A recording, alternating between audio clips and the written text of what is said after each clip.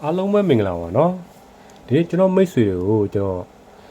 register ကျွန်တော်တိုင်းမို့တိုင်းနည်းလေးပေါ့เนาะဘယ်လိုတိုင်းရမလဲဆိုတော့လေကျွန်တော်ချက်မြောက်ရပြီမယ်เนาะနောက်တစ်ခုကျွန်တော် register ကိုကျွန်တော် analog meter နဲ့ကျွန်တော်တိုင်းပြမယ်เนาะ analog meter နဲ့ကျွန်တော်နောက် clock meter နဲ့လည်းကျွန်တော်တိုင်းပြဖို့ရှိရเนาะနောက်ပြီးတော့ကြာလို့ရှိရင်ကျွန်တော်နှစ်ပိုင်းခွဲပြီးတော့ကျွန်တော်တိုင်းပြမယ်เนาะဘာလို့ဆိုတော့တစ်ခါတည်းဆိုရှုပ်သွားမယ်เนาะဘာလို့ဆိုတော့နောက်တစ်ခု register တွေကျွန်တော်အများကြီးတိုင်းပြလို့ရှိရင်ရှုပ်သွားမှာပေါ့เนาะအဲ့တော့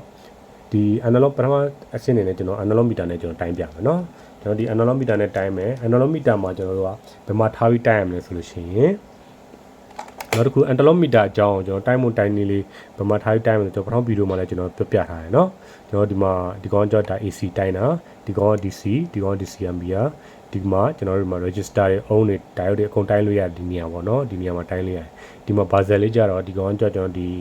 wire တွေကျွန်တော်တစ်ခုနဲ့တစ်ခုအဆက်အသွယ်ရှိမရှိ fuse တွေပါတယ်ညာတွေကျွန်တော်ဒီကောင်နဲ့တိုင်းလို့ရတယ်ပေါ့เนาะအတမီစနစ်နဲ့ပေါ့เนาะโอเคကျွန်တော်နောက်တစ်ခုကျွန်တော်ဒီ analog meter နဲ့ကျွန်တော် analog meter နဲ့တိုင်းမယ်ဆိုလို့ရှိရင်ကျွန်တော်ဘယ်မှာကြည့်ရမလဲဆိုတော့ကျွန်တော်ဒီမှာဒီအပေါ်ဆုံးမှာကြည့်ရမယ်ကျွန်တော်ဒီမှာအုံးပုံစံလေးပြထားတယ်เนาะကျွန်တော်เนาะဒီမှာเนาะပုံလေးဖြည့်ရเนาะဒီမှာပုံမှာโอเคဒီပေါ်ဆုံးနံပါတ်တွေကျွန်တော်ဖတ်မယ်เนาะဒီမှာလာပြီးတော့ဖတ်မယ်โอเคเนาะနောက်တစ်ခုကျွန်တော်ဒီ analog meter နဲ့တိုင်းတာကြတော့ကျွန်တော်တိုင်းလို့ရှိရင်ကျွန်တော်ဒီ1နေပြီးတော့ဒီမှာ1000ထိတိုင်းလို့ရရပါเนาะဒီမှာ1000 into 10k ဆိုတော့ကျွန်တော်1000ထိပဲတိုင်းလို့1000ထပ်ဆိုဒီမီတာနဲ့တိုင်းလို့မရတော့ဘူးเนาะ1000ထပ်ဆိုလို့ရှိရင်ကျွန်တော်နောက်မီတာကျွန်တော်ဝယ်သူ့ထက်ညင်နေဆိုတော့ကျွန်တော်ဝယ်ရမှာပေါ့เนาะဘာလို့လဲဆိုတော့ကျွန်တော်ဒီကလပ်မီတာနဲ့ကျွန်တော်တိုင်းမယ်ဆိုရင်တော့တိုင်းလို့ရတယ်เนาะ1000ထက်လည်းကျွန်တော်တိုင်းလို့ရတယ်เนาะโอเคเนาะနောက်တစ်ခုကကျွန်တော်ဒီ analog meter နဲ့တိုင်းလို့ရှိရင်ကျွန်တော်တို့ကဒီ zero scale ကိုကျွန်တော်ရအောင်ချိန်ရတယ်เนาะတစ်ခုတိုင်းရင်တစ်ခါချိန်ပေးရတယ်ပေါ့เนาะနောက်တစ်ခု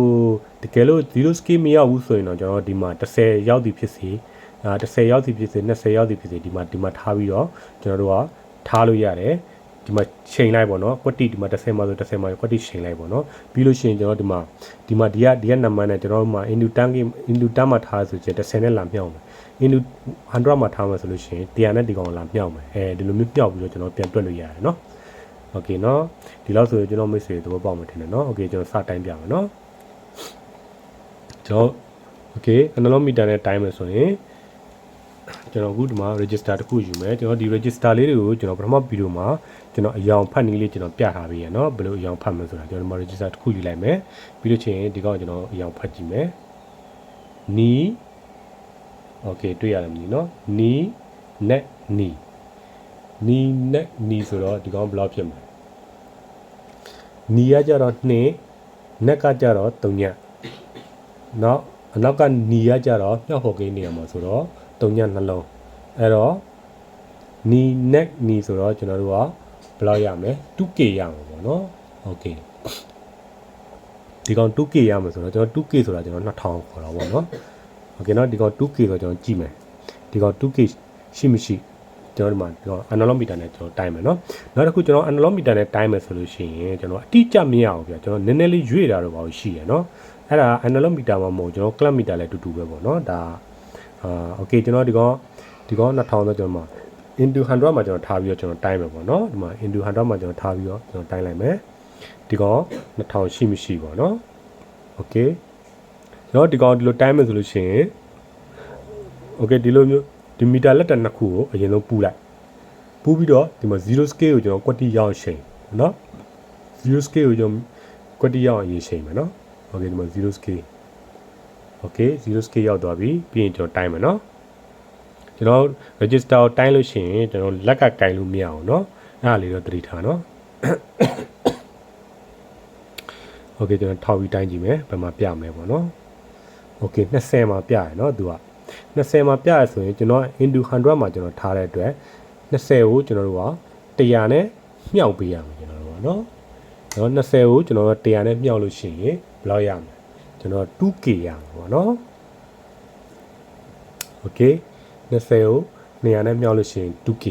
ဆိုတာ2000ပေါ့เนาะ2000ရမှာโอเคဒါ 2k တကောင်မှန်တယ်ပေါ့เนาะဒါ2တိုင်းမို့တိုင်းလေးโอเคเนาะကျွန်တော်နောက်တစ်ခုယူပြမယ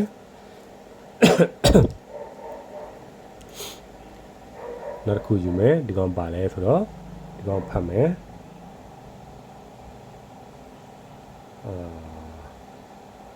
new net net ဒီကောင် new net net okay new net net ဆိုတော့ new က1ပေါ့နော် net က3ည net က3ညနောက်က net ကမြောက်ဖို့ကိန်းနေရာမှာဆိုတော့ကျွန်တော်တို့ကထည့်ရေးစရာမလိုအဲ့တော့ဒီကောင်က new net net ကိုကျွန်တော်တို့ကတန်းအောင်လို့မြည်ရတယ်နော်ဒီကောင်တန်းအောင် okay 10အောင်ပေါ့နော်10အောင်ကျွန်တော်တိုင်းကြည့်မယ်10အောင်ရှိမရှိပေါ့နော် okay နော်10အောင်ရှိမရှိဆိုတော့10အောင်ဆိုတော့ကျွန်တော်ပုံမှန်ထားမယ်ကျွန်တော်တို့အေး okay ကျွန်တော်10အောင်ရှိမရှိကျွန်တော်တိုင်းကြည့်မယ်10အောင်ဆိုကျွန်တော်ဒီမှာထားမယ်နော် okay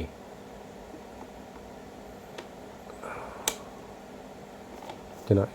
into 1မှာကျွန်တော်ထားကြည့်မယ်နော်ကျွန်တော်ထားပြီးတော့မှဒါလည်းကောင်းလေးဒီကောင်မီတာလက်တန်တက်မတက်ကျွန်တော်ကြည့်မယ် okay တက်တယ်နော် okay တက်တယ်ဆိုလို့ရှိရင်ကျွန်တော်တို့ကဒီမီတာနှစ်ခုကိုကျွန်တော်ပူမယ်ပူပြီးလို့ရှိရင်0 scale ကိုကျွန်တော်ချိန်မယ်0 scale မရဘူးဗျဒီမှာကြတော့ okay နော်0 scale မရတဲ့အတွက်0 scale ကိုသူမရောက်ဘူးမရောက်တော့ကျွန်တော်ဘယ်မှာထားမလဲ10လောက်ထိမှာပဲကျွန်တော်ချိန်လိုက်မယ်ကျွန်တော်တို့နော်ဒီ10မှာသွားထားလိုက်မယ်ကျွန်တော်ဒီကောင်ဒီ register လေးကတန်းအောင်ရှိရဆိုတော့ okay ကျွန်တော်တို့ကသူတော့10မှာချိန်လို့ရှိရင်သူက20မှာရှိရမှာပေါ့နော် okay နော်ကျွန်တော်တိုင်းကြည့်မယ်ဒီကောင်ဘယ်မှာရှိမလဲပေါ့နော် okay သူ20မှာရှိရနော်ကျွန်တော်20ကိုကျွန်တော်တို့ဒီ tick နဲ့မြှောက်လို့ရှိလို့ရှိရင် okay နော်ဘယ်လောက်ဖြစ်သွားမလဲကျွန်တော်တန်းအောင်ဖြစ်သွားမှာပေါ့နော်ကျွန်တော်ဒီမှာကျွန်တော်ဒီမှာဒီကနေဒီကိုတွက်လို့ရှိရင်ဒါ10အောင်မရှိရပါတော့ဘာလို့ဆိုဒီမှာ10ကျွန်တော်ဒီမှာ10မှာထားတဲ့အတွက်ကျွန်တော်10ပြန်နှုတ်ပေးရတယ်နော်ပြန်နှုတ်လိုက်လို့ရှိလို့ရှိရင်ဘာလို့လဲဆိုတော့ကျွန်တော်ကဒီ0 scale မှာမရှိတဲ့အတွက်ကျွန်တော်10မှာထားလိုက်တဲ့အတွက်နည်းသဘောပေါက်လာမလို့ချုပ်သွားမယ်နော်ဘာလို့ဆိုတော့ကျွန်တော်10မှာထားရတာဒီကောင်က10မှာထားရင် तू က10အောင်မရှိရဒီကောင်အဲ့တော့20အောင်မှာပဲ तू ကဖြစ်ရမယ်နော်โอเคနော်သဘောပေါက်လာမလို့နော်โอเคကျွန်တော်နောက်တစ်ခုတိုင်းပြမယ်နော်ဒီကောင်ကပါလဲဆိုတော့နီနဲ့နဲ့ဒီကောင်ကနီနဲ့နဲ့ဆိုတော့ဘယ်လောက်ရှိမလဲနီကကြတော့ကျွန်တော်2ပေါ့နော်နီက2ကျွန်တော်နက်က3ညအနောက်ကနက်ကမြောက်ဖို့ကိန်းနေအောင်ဆိုတော့ထည့်ရေးစရာမလိုတဲ့အတွက်အဲ့တော့ဒီကောင်20အောင်မရှိရ20အောင်ရှိရဆိုတော့ okay ကျွန်တော်ဒီကောင်တိုင်းကြည့်မယ်20အောင်တိုင်းပုံတိုင်းနေလေး okay 20အောင်ဆိုတော့ကျွန်တော်တို့ကဒီမှာဒီတန်းမှာထားလို့လည်းရတယ်เนาะဒီမှာထားလိုက်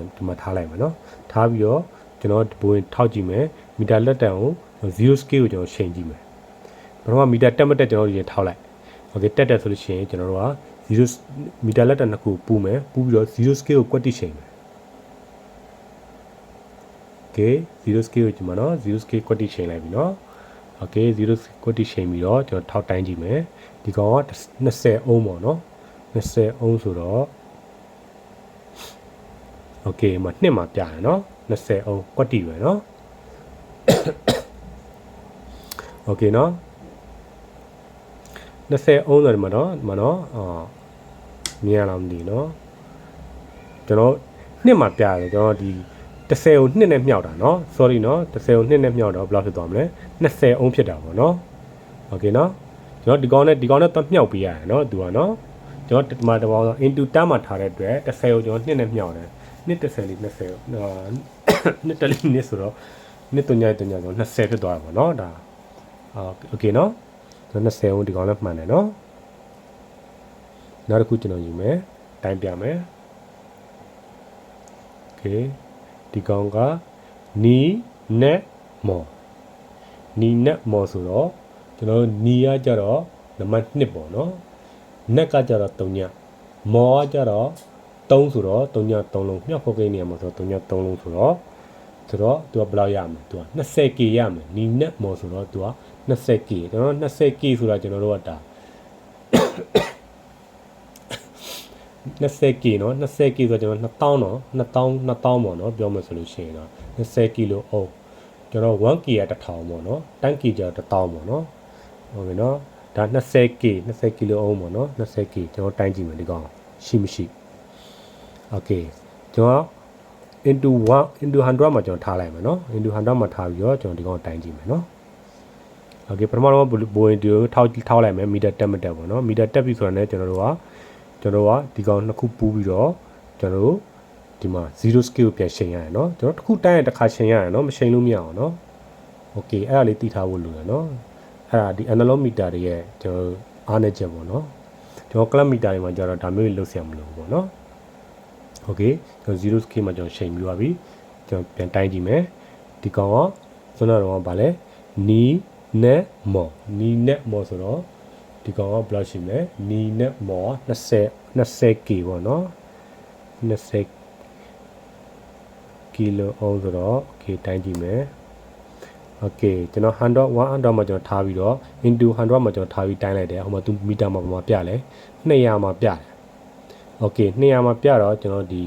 100နဲ့ကျွန်တော်ဒီ200နဲ့ကျွန်တော်တို့တမြောက်ပေးရမယ်เนาะ200နဲ့တမြောက်ပေးလိုက်လို့ရှိရင်ဘယ်လောက်ရမလဲကျွန်တော်တို့က20k ရတယ်ပေါ့เนาะ 20k ရတယ်ပေါ့เนาะ okay ဒီကောင်မှန်တယ်เนาะဒါတိုင်းမတိုင်းလေးကျွန်တော်လွယ်ပါတယ်เนาะဒါကျွန်တော်ဖြည်းဖြည်းချင်းကျွန်တော်ပြပေးရเนาะတစ်ခုချင်းစီကျွန်တော်ပြပေးတာโอเคဒီကောင်လေးကျွန်တော်ဖတ်ကြည့်မယ်ဒီကောင်လေးဘယ်လောက်ရှိမလဲဒီကောင်လေးက new net more โอเค new net more ဒီကောင် new net more ဆိုတော့ကျွန်တော်ဘယ်လောက်ရှိမလဲဆိုတော့ကျွန်တော် new ကကြတော့1ပေါ့เนาะ net ကကြတော့3ညโอเค new က1 net က3ည more ကကြတော့မြောက်ဖို့ကိန်းနေမှာဆိုတော့3ည3လုံး3ည3လုံးဆိုတော့ကျွန်တော်ဘယ်လောက်ဖြစ်မလဲ new net more ဆိုတော့မြောက်ဖို့ကိန်းနေမှာ3ည3လုံးဆိုတော့ကျွန်တော်တို့က1000နဲ့စားပေးရတယ်1000ပြည့်1000နဲ့စားပေးရတယ်ဆိုတော့ဒီကောင်က 10k ပဲရမယ်3လုံးရှည်လိုက်လို့ရှိရင်ဒီကောင် 10k ပဲရမယ်เนาะ 10k ဆိုတော့เนาะโอเคเนาะ 10k ဆိုတော့ကျွန်တော်1000လို့မြင်ရတယ်เนาะဒီကောင်ကဒါပေမဲ့ကျွန်တော် 10k ကျွန်တော်ရှေးချရေးပြန်မလို့ပေါ့เนาะဒီကောင် 10k โอเคဒီ 10k ကိုကျွန်တော်တိုင်းကြည့်မယ်เนาะ 10k ရှိမရှိပေါ့เนาะကျွန်တော်ဒီမှာ into 100မှာပဲကျွန်တော်ထားလိုက်မယ်เนาะ100မှာထားပြီးကျွန်တော်တိုင်းမယ်ပထမဒီလိုမျိုးထောက်မယ်ကျွန်တော်တစ်ခုတိုင်းရတဲ့ခါမီတာတက်တယ်ဆိုလို့ရှိရင်ကျွန်တော်မီတာလက်တက်နှစ်ခုပူမယ်ပြီးလို့ရှိရင်0 scale ကိုကျွန်တော်ချိန်မယ်เนาะ0 scale ကိုကွက်တိချိန်မယ်เนาะကျွန်တော်0 scale ချိန်ရတယ်เนาะမချိန်လို့မရအောင်เนาะโอเคပြီးလို့ရှိရင်ကျွန်တော်ပြန်ထောက်တိုင်းကြည့်မယ်เนาะကျွန်တော် into 100မှာကျွန်တော်ထားတယ်โอเคကျွန်တော်ထောက်တိုင်းလိုက်ပြီဟိုမှာဖြစ်သွားမယ်ဆို100မှာဖြစ်သွားတယ်โอเค100ကို100နဲ့မြောက်လို့ရှိရင်ဘယ်လောက်ဖြစ်သွားမလဲ 10k ပေါ့เนาะโอเค 10k ဒါ1000ပေါ့เนาะဒါလည်းမှန်တာပေါ့เนาะဒါ register ကျွန်တော်တို့ဒါတိုင်းမတိုင်းနေလေးပေါ့เนาะကျွန်တော်နောက်ပြီးတော့ကြာလို့ရှိရင်ကျွန်တော် clock meter နဲ့ကျွန်တော်တစ်ချက်တိုင်းပြအောင်ပေါ့เนาะကျွန်တော် clock meter ကျတော့ဒီ analog meter လောက်ကျွန်တော်မရှုပ်ဘူးပေါ့เนาะအဲ့လောက်ကြီးလိုက်ပြီးတော့ကျွန်တော်ချိန်နေကြရမလို့ပေါ့เนาะ analog meter ကျတော့ကျွန်တော်sorry เนาะကျွန်တော်ဒီ clock meter ကျတော့ကျွန်တော်ရိုးရှင်းတယ်เนาะဒီ analog meter ကျွန်တော်ချိန်ပေးရတယ်เนาะဒီလောက်ဆိုလို့ရှိရင်ကျွန်တော်ချင်းမိတ်ဆွေတွေနားလည်သဘောပေါက်မလို့ထင်ပါတယ်เนาะကျွန်တော်ဗီဒီယိုလေးတွေကြည့်ပြီးတော့ကြိုက်တယ်ဆိုလို့ရှိရင်လည်း like comment ရေးပေးသွားလို့ရတယ်เนาะနောက်ဗီဒီယိုတွေတင်တာသိအောင်လည်းကျွန်တော်တို့ subscribe လေးနှိပ်ပြီးပါပေါ့เนาะအားလုံးပဲbye byeပါเนาะ